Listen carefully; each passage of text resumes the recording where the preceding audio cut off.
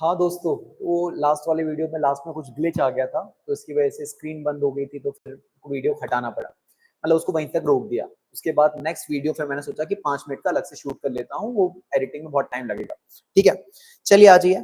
तो मैं जिस क्वेश्चन पे डिस्कशन कर रहा था मैं उसी की बात करता हूँ आपके साथ, है ना। बोला गया साहब कि where a non profit organisation having this separate trading activity.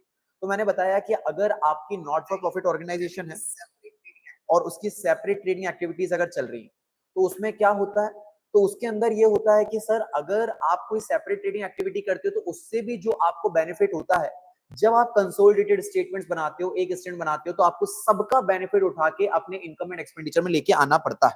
इधर देखिए, मान लीजिए एक स्कूल है, ठीक है। अब ये जो स्कूल है, तो ये स्कूल की है ना बुक्स बनी हुई है, ठीक है। ये रहा स्कूल का इनकम एंड एक्सपेंडिचर। अब स्कूल अलग अलग ट्रेडिंग एक्टिविटी भी कर रहा है। क्या कर रहा है, मान लीजिए कि इसने स्टेशनरी लगा के रखी हुई है यहाँ पे बाहर की तरफ, यहां से कुछ रेवेन्यू आता है। मान लीजिए कि स्कूल ने और क्या करके रखा हुआ है, स्कूल ने है ना कुछ है ना अपने स्कूल को लेट आउट करता है, मतलब किराए पे दे देता है, कुछ ऐसी अलग एक्टिविटी भी करता है, ठीक है। तो उसने क्या करके रखा है, अपने आप को है ना रेंट आउट कर देता है कभी कभी जब बच्चे नहीं होते हैं।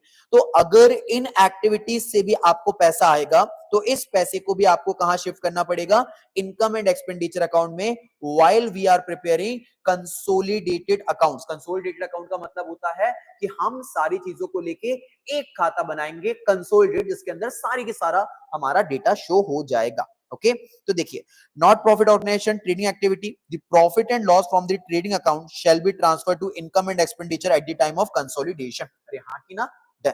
हमने डिस्कस कर लिया था लास्ट वीडियो में, इसलिए मैंने फटाफट उसको खत्म कर दिया, डन। फिर ये अगेन रिपीटेड है, वही वाला है साहब कि अगर आपके पास प्रिलिमिनरी एक्सपेंसेस हैं 5 लाख रुपए के, और अगर सिक्योर प्रीमियम रिजर्व बना के रखा हुआ है आपके पास है 35 लाख रुपीस का, तो आप उसको यूज कर सकते हो, डेफिनेटली कर सकते हो, अलाउ करा गया है सेक्शन नंबर 52 में, है ना। ठीक है, फिर ये नया है, debenture interest is payable after the payment of preference dividend. कह रहे हैं डिबेंचर इंटरेस्ट पे करा जाएगा after the payment of preference dividend, but before the payment of equity dividend. ऐसा नहीं होता। डिविडेंड क्या होता है, डिविडेंड है ना डिस्ट्रीब्यूशन ऑफ प्रॉफिट होता है, और डिबेंचर इंटरेस्ट आपके लिए खर्चा होता है। तो हमेशा क्या होता है, सबसे पहले आपको अपने प्रॉफिट एंड लॉस अकाउंट से सारे खर्चे पे करके आने पड़ते हैं, इंक्लूडिंग डिबेंचर इंटरेस्ट, ठीक है। फिर इसके बाद जो प्रॉफिट आता है वो आपका नेट प्रॉफिट है। टैक्स वैक्स सब देने के बाद आपका जो प्रॉफिट बचता है, ठीक है, उस प्रॉफिट को साहब आप क्या करते हो, पहले प्रेफरेंस डिविडेंड बांट देते हो, फिर आप उसके बाद इक्विटी डिविडेंड बांट देते हो। तो डिबेंचर का जो इंटरेस्ट होता है वो पहले ही पे करा जाता है, उसका पेमेंट पहले होता है, like other expense, like electricity expense, like आपका सैलरी, उनके साथ ही उस खर्चे को हटा दिया जाता है। Okay, done. ये भी हमारा आरटीपी भी खत्म हो गया। इसके बाद साहब पीवाई क्यू है, ये लास्ट अटेम्प्ट में आए हुए क्वेश्चंस हैं, इसको लेके आप आइडिया लगा सकते हो कैसे क्वेश्चंस है, बट ऐसा क्वेश्चन रिपीट होने की पॉसिबिलिटी बहुत कम है, इसलिए मैंने एग्जाम पॉइंट ऑफ व्यू इसको 1 स्टार दिया है, डन। ठीक है, पहला वाला बड़ा फेमस क्वेश्चन जो लास्ट टाइम में आया था, if closing stock appear in the trial balance then it does not enter into trading account, it show only the balance sheet. बिल्कुल सही बात है सर, मैंने आपको बता के रखा है, और सबने आपने जहां से पढ़ा होगा आपने पढ़ा ही होगा डेफिनेटली।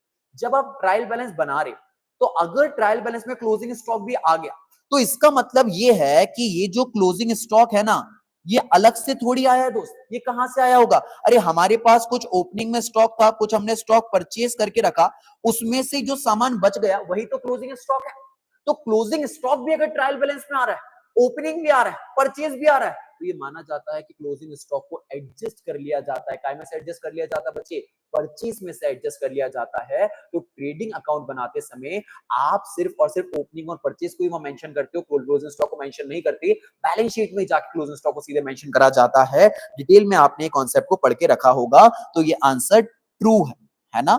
ठीक है, चलिए फिर, if the amount is posted in the wrong account or it is written on the wrong side of the account, it is called error of principle। नहीं नहीं नहीं नहीं नहीं, अगर आपने गलत साइड पे अमाउंट को लिखा हुआ है तो भाई ये एरर ऑफ प्रिंसिपल नहीं होता, ये पता है क्या होता है, ये होता है एरर ऑफ कमीशन।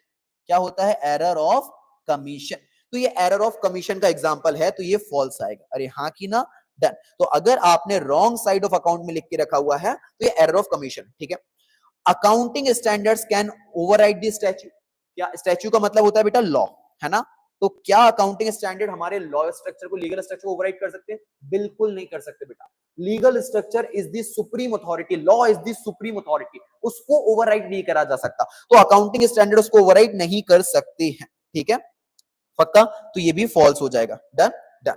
फिर इसके बाद promissory note is different from bill of exchange, हाँ ये तो सही बात है, because the amount is paid by the maker, in case of former the account is and by the acceptor in later, then definitely sir promissory note bill of exchange से अलग होते हैं बच्चे, बिल्कुल होते हैं। यहाँ पे साहब अमाउंट कौन पे करता है? यहाँ पे अमाउंट मेकर ही पे करता है बेटा। अल्टीमेटली आप इसको ऐसे ध्यान रखो, promissory note हो या बिल ऑफ एक्सचेंज, हमेशा अकाउंट पे अमाउंट पे कौन करता है? एक्सेप्टर। तो जो मेकर होता है भाई इसका एक्सेप्टर होता है, तो भाई इसको क्या करता है भैया?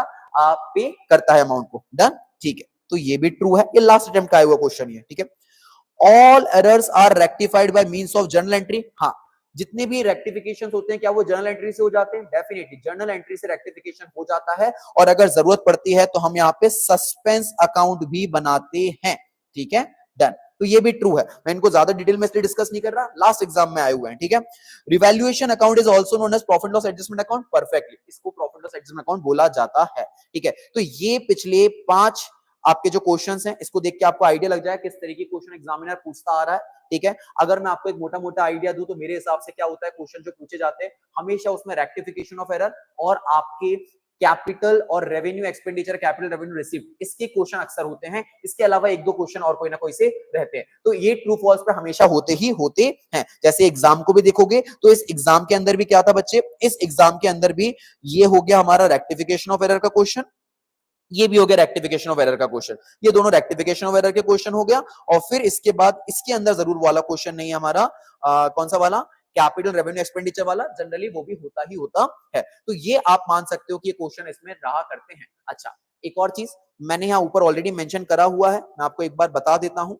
ये पीडीएफ आपको मिल जाएगा, कहां से मिलेगा ये भी मैंने बता दिया है। मैं नीचे आ जाऊं, कहाँ आ गया, यहाँ आ गया, यहाँ आ गया, हाँ ये यहां मैंने ऑलरेडी मेंशन करा हुआ है।